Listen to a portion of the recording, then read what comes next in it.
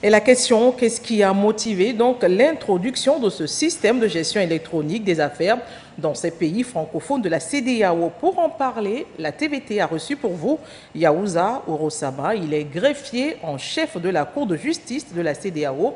Entretien conduit par Karine Olanlo.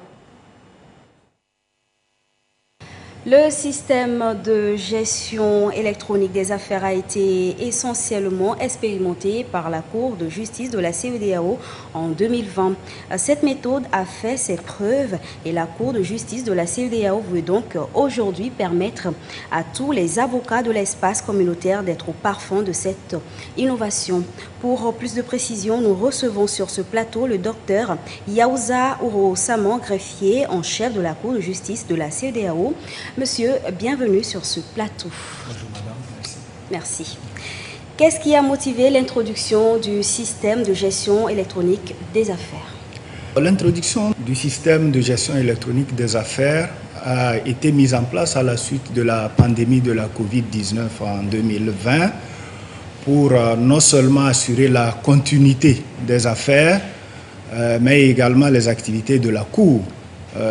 Comme vous le savez, il avait été interdit les regroupements et les rencontres, et afin de permettre à la Cour de continuer à fonctionner, la Cour a mis en place un système de gestion électronique qui permet aux parties de participer au traitement des dossiers sans se retrouver. C'est la raison pour laquelle ce système a été mis en place pour continuer à fonctionner, continuer à assurer le traitement des dossiers ou des requêtes que les avocats et les parties introduisent devant la Cour de justice de la CEDEAO. Quels sont donc les avantages de cet outil dans l'intégration de la communauté? Écoutez, les avantages sont multiples. Dans un premier temps, le premier avantage, c'est que il y a une réduction des coûts et des délais de procédure. Il y a ensuite la suppression des contraintes pour les avocats de se déplacer à Abuja à chaque fois qu'ils ont des dossiers ou des procédures à déposer ou des plaidoiries à faire devant la Cour.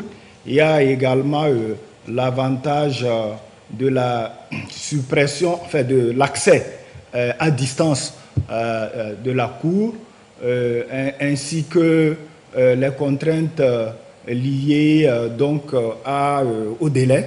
C'est-à-dire qu'il y a maintenant une amélioration de la célérité et de la rapidité du traitement des affaires devant la Cour de justice. Mais enfin, il y a aussi l'amélioration de l'administration de la justice au sein donc, de la Cour de justice de la CEDEAO.